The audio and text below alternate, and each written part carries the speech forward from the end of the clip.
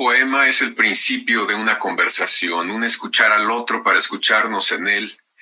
La poesía es la zarza ardiente, la voz que crepita ante nosotros y que por momentos tiene nuestro acento y por momentos es la revelación de un misterio. Al escritor Homero Aridgis debemos poemas estupendos y novelas que nos divierten y nos hacen pensar. Como no hay ideas sin consecuencias ni verdades absolutas, nos acercamos a él con pretexto de sus 80 años para preguntarle, Homero, si tiene sentido escribir en estos tiempos de penuria. Claro que sí, más que nunca, porque yo creo que la poesía es fundamental en los momentos críticos cuando digo ser humano, de uno mismo, y también en momentos momentos críticos de la historia. Y en estos momentos en que estamos enfrentándonos a una hecatombe ecológica en todo el mundo, los polos, los incendios en la Amazonia, los proyectos del Tren Maya en la selva maya, todo ese tipo de situaciones críticas, pues uno reflexiona qué es lo que más importa y pues hay que enfrentarlo yo como poeta con poesía. Lo enfrentas con poesía, pero también eres un activista, Homero. Sí, inevitablemente, porque para mí la poesía es activa, no solamente pasiva, no solamente de laboratorio, pero la poesía está en la vida cotidiana, en el mundo que nos rodea. Uno no puede ver el mar, no puede ver el cielo, no puede ver nuestros cerros, mariposas monarcas, ballenas, tortugas, árboles, yo amo los árboles, sin sentir la poesía. Homero, tienes 80 años, acabas de cumplirlos. ¿Cómo ves a ese joven poeta que admiró al mundo intelectual, al mundo cultural mexicano, y no solo de México, sino escritores como Yves Bonfoy, sí, y en el caso de México a Octavio Paz, a tus contemporáneos como Pacheco, sí, a Juan Rulfo? Sí. Bueno, mira, yo realmente para mí la edad es abstracta. De tener 80 años o 18 años, pues es casi, uno se enfrenta siempre con el presente. No importa qué edad tengas, pero te estás enfrentando con el presente, con tu día, contigo mismo, en cada momento de tu vida. Entonces, para mí, yo he pasado, por ejemplo, este año, pues tratando de pasarlo con poesía, que es la mejor manera de enfrentarse a la enfermedad y a la plaga y también a la muerte. Y pues la poesía para mí es fundamental. Yo tengo aquí un letrero detrás de mi librero que dice, vivo en un estado de poesía, porque para mí existencia y poesía es lo mismo. No hay diferencia. No hay diferencia. Es nada más basta ver el cielo, basta ver un árbol, ver el ser humano y salir a la calle y ves poesía. Hay poesía en todos nuestros momentos de la vida. A pesar de que, eres fundamentalmente poeta, pero has escrito también libros de prosa, de narrativa. Sí. Tienes novelas. ¿Cómo decides por qué camino transitar en un tema el que te interese? El texto mismo indica su lenguaje. Yo desde muy joven empecé a escribir poesía y prosa. Entonces, las primeras frases, cuando empiezan las primeras frases de un texto, ya sabes que va a ser poema o narrativa. Y así me he seguido, me he tenido confianza en soltarme según las frases que se te ocurren. Porque hay cosas que tienes que narrar y forzosamente es la prosa. Y había una cosa que Borges decía de Stevenson, que hay poetas que hablaban y hay poetas que cantaban. Y Stevenson y Borges decía, no crean que no conozco la diferencia. Siempre la diferencia la marca el ritmo de las palabras, lo vivido.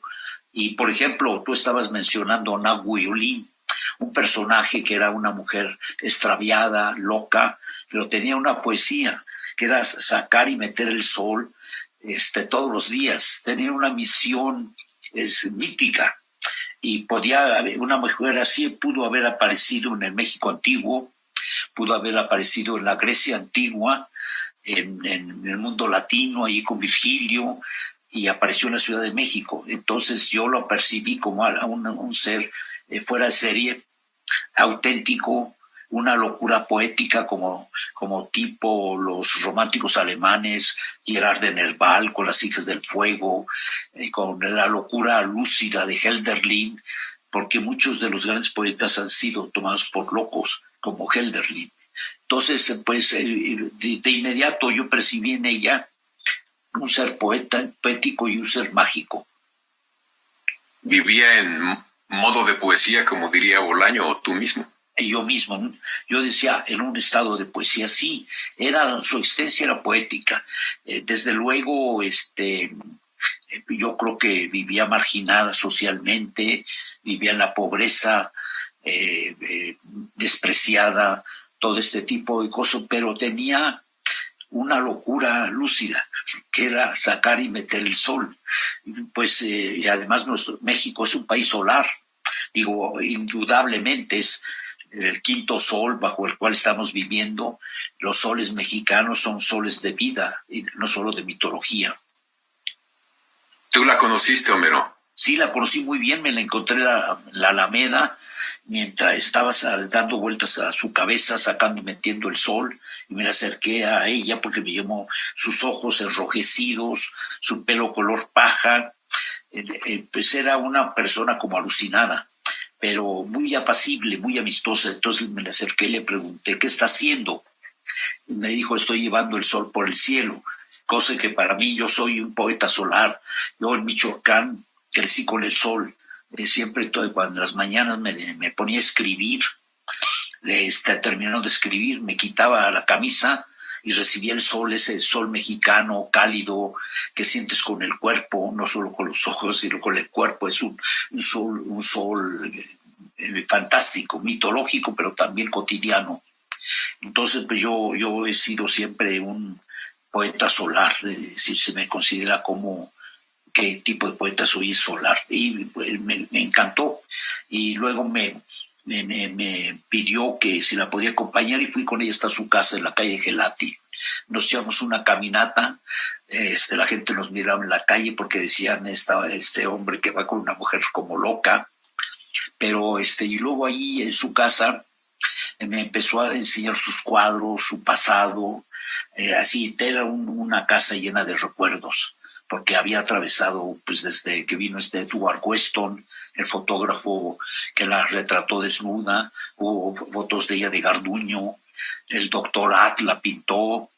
Entonces vivió una época fantástica en los años 20, 30, y luego hasta el final pues estuvo alucinada. Pero yo a veces escribo alucinada para ciertas gentes con Z, como de luz, no solamente de locura, es alucinada.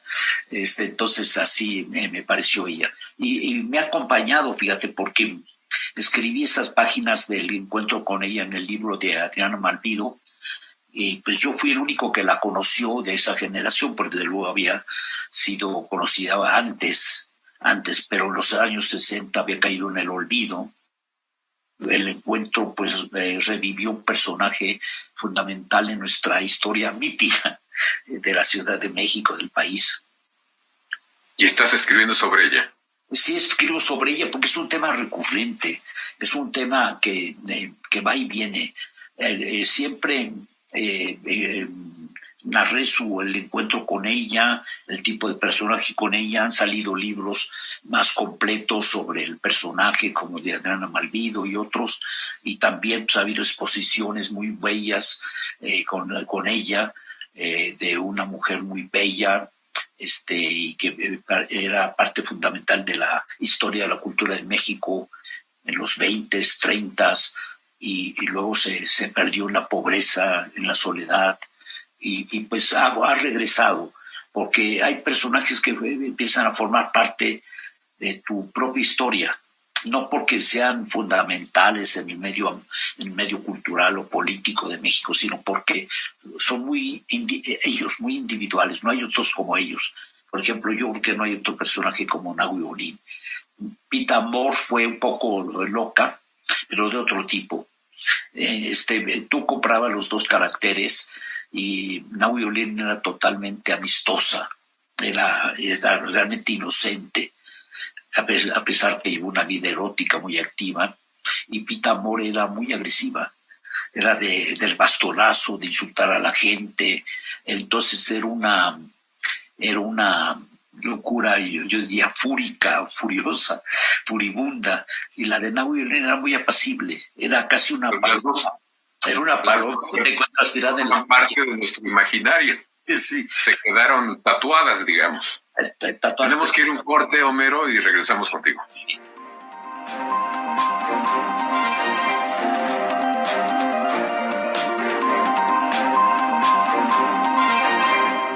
Consejo Prevenims número 30 para ti que vives con hipertensión. La hipertensión te pone en mayor riesgo de complicaciones si enfermas de COVID-19. Por eso, refuerza las medidas de prevención. Sigue las indicaciones de tu médico, monitorea tu presión, duerme bien, aliméntate saludablemente y haz ejercicio. Frente al COVID, más vale prevenir. IMSS.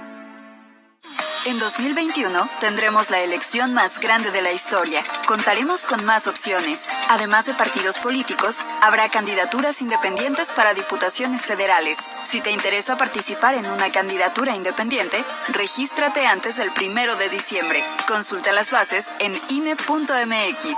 Este 6 de junio, el voto sale y vale. Contigo y el INE, contamos todas, contamos todos. INE.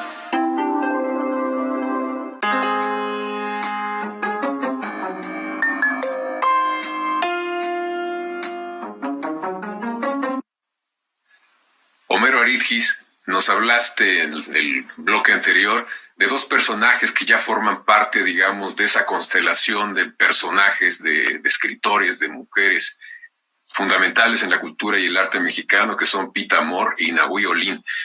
Yo incluiría también en este caso a otro personaje que empezó muy joven a escribir y a publicar y que ya forma parte de nuestros referentes básicos culturales, el del poeta Homero Aridgis. Eres poeta, eres narrador, pero también eres un personaje que encabezó durante mucho tiempo el Grupo de los 100, que es un movimiento, una agrupación totalmente ecologista, y me da la impresión de que eso modificó también tu punto de vista a partir de tu propia obra. ¿Así es o me equivoco? No, sí, porque yo, mira, como nací en Michoacán, crecí con la mariposa monarca, visitaba, llegaba al pueblo cada año. Entonces crecí con un símbolo, una insignia de la ecología, bellísima, que era la mariposa monarca.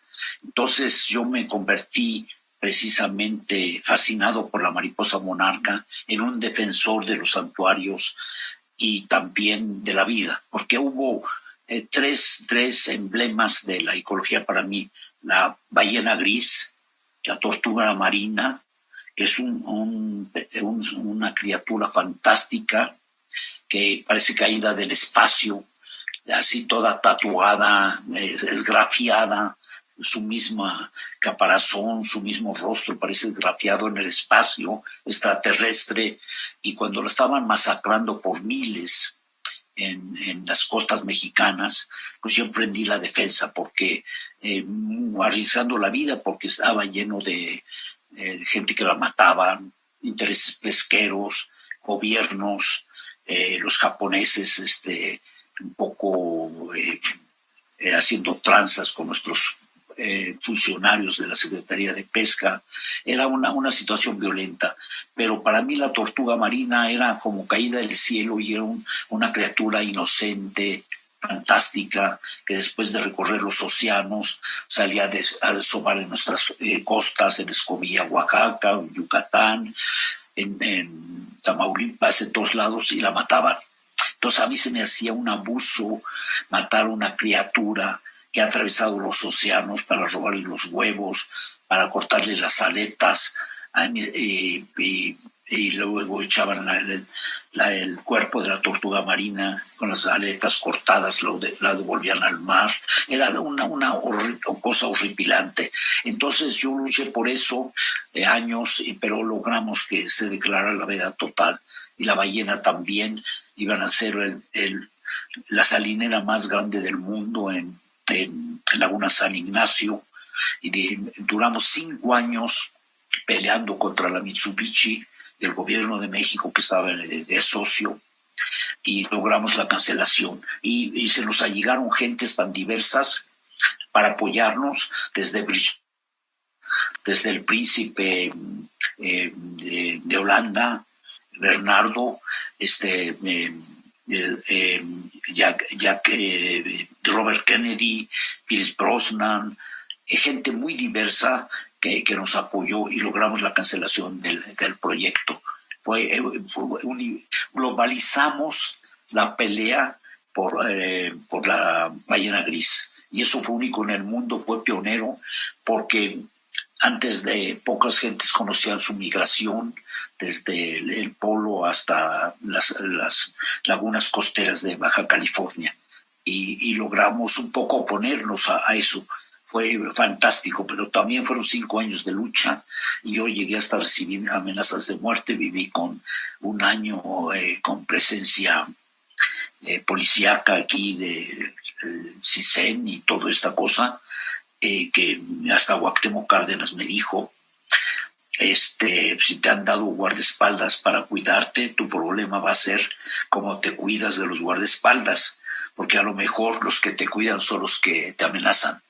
Entonces fue un poco, era cuando lo eligieron jefe de gobierno. En fin, pero ahora estoy escribiendo un libro, tengo años, 4 o 5 años, en que más o menos sería una obra que se llamaría autoficción, una especie de autobiografía, pero se extiende a la ficción, desde los encuentros así literarios con Juan José Arriola, jugando ajedrez en la Casa del Lago, con Juan Rulfo en sus épocas de ebrio, de inseguridad, pero también ya autor de Pedro Páramo, de una de nuestras novelas más emblemáticas de la mexicana del siglo XX, luego los encuentros con Octavio Paz, hasta con García Márquez, recién llegado a México, que lo conocí el día que murió Follner, aquí en una oficina de Gustavo Alatriste. Él había ido a cobrar sus colaboraciones que tenía en Sucesos para Todos, y una colaboración en la revista Snob. Yo había comprado en la calle Últimas Noticias, donde venía la muerte de William Faulkner. Entonces en la oficina me encontré a alguien recién llegado a México que se llamaba García Márquez, nadie lo conocía.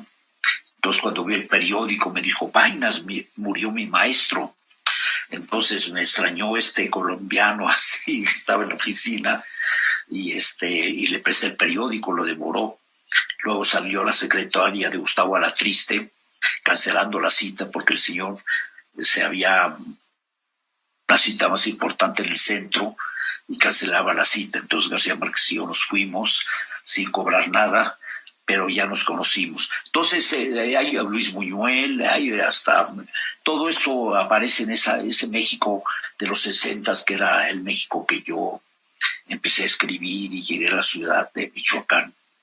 Entonces, un México en un libro. Da la impresión que es superior al nuestro. Sí, claro, sí, porque era un México en que el pasado histórico del país estaba muy vivo. Se había hecho el Museo de Antropología, Ramírez Vázquez había hecho un gran museo, estaba Rufino Tamayo, se había hecho el Museo de Arte Moderno, donde se exhibían el arte moderno mexicano, y luego la arqueología, que ese museo de antropología e historia fue fundamental, y luego empezó a ser en la década de los 60 fue fundamental, porque era un México que despertaba, el México de la zona rosa, pero también que culminó con la masacre de Tlatelolco. Era un México de los 60 muy crítico, muy despertando al mundo internacional también, porque la Ciudad de México era muy cosmopolita. Estaba Leonora Carrington trabajando, estaba Luis Buñuel haciendo películas, estaban Urrola, Juan Ibáñez, mucha gente haciendo teatro, y las editoriales se leían mucho también. México era el centro de un poco del mundo editorial, con el Fondo de Cultura Económica, que en paz descanse, era una editorial más importante de América, de habla española, porque España todavía estaba bajo la tiranía de Franco, había muchos dictadores en Sudamérica y México era un país de libertades, de mucha cultura, exposiciones, libros, de mucho pensamiento. Y pues para mí los años 60 fue una gran experiencia, no solamente personal, sino también cultural. Sin duda alguna. Tenemos que ir a un corte, Homero, y estamos contigo. Gracias.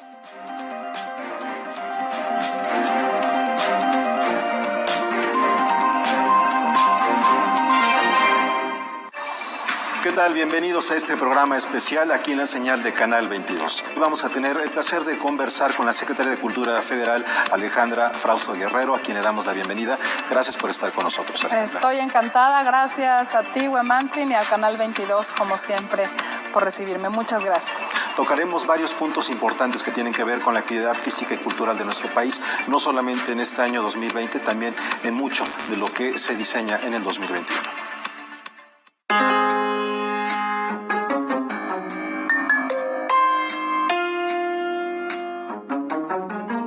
Homero Aridgis, pues nos estás hablando de un libro realmente fantástico, fundamental para entender la vida cultural del México de los 60s, pero también ese otro trasfondo que es el cómo se relacionaba la política y la cultura, porque fue una generación muy activa políticamente también. Sí, claro, fue una época muy crítica que comenzó con López Mateos. A mí me tocó ser asesor de la presidencia, casi jovencito, yo tenía como 21 años, 22, bajo López Mateos, porque me recomendó Octavio Paz, y entre los que estaban ahí de asesor estaba Juan Rulfo, Arreola, Edmundo Valadez, Fernando Benítez, Martín Luis Guzmán, había gente muy diversa. Es cuando la cultura importaba muchísimo a México, y México era, creo que no, importa la cultura porque sobrevive a los gobiernos. Mira, yo me encontré cuando fui embajador de México en la UNESCO, cuando Calderón cerró la UNESCO, me encontré con los embajadores latinoamericanos. Entonces me dijeron, México no puede hacer eso, no puede cerrar su cultura. El peruano, el brasileño, el colombiano empezaron a protestar, decir, es imposible que un presidente clausure, cierre la cultura mexicana. Dice, nosotros no lo toleramos, dijeron ellos, dice, porque aprendimos la cultura de nuestro hermano mayor, que es México. Oímos las canciones mexicanas, vimos el cine mexicano, aprendimos con los pintores mexicanos, con los escritores mexicanos, y la herencia más importante de las Américas fue su arqueología. Dice, el mundo de los olmecas, aztecas, mayas, y es la herencia común de no solo el mundo mesoamericano, sino de Latinoamérica, porque México tiene las tres más grandes culturas de las Américas, olmeca, maya y mexica. Entonces no puede México acostarse, tomar la siesta, olvidarse de su cultura, porque nosotros aprendimos la cultura de nuestro hermano mayor, que es México. Y esto ahorita puede estar latente, puede tratar de cerrarse a la puerta de la cultura, pero la cultura mexicana está allí. Y no es una cultura de guarache, es una cultura de grandes artistas, porque fueron los arquitectos que hicieron Uxmal, Chichén Itzá, México Tenochtitlan, todo el mundo antiguo mexicano fueron grandes arquitectos. Hicieron las pirámides, todo. Fueron grandes escultores, los que hicieron las cabezas olmecas, los que hicieron la Coyolxauhqui, la Piedra del Sol. Eran grandes arquitectos.